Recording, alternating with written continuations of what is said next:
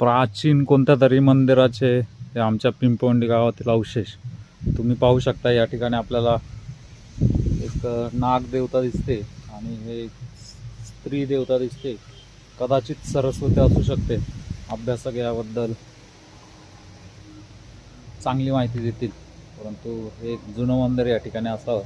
कुकडी नदीच्या कडेला असलेलं हे सुंदर शिल्प, आजूबाजूला ही पूर्ण ऊस शेती आहे आणि हा मंदिराचा काही भाग आपल्याला या ठिकाणी दिसतोय।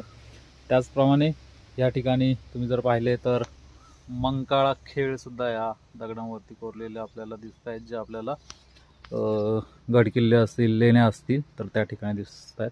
तर पाहू शकता तुम्ही ही प्राचीन मूर्ती या ठिकाणी मी तुम्हाला दाखवतोय।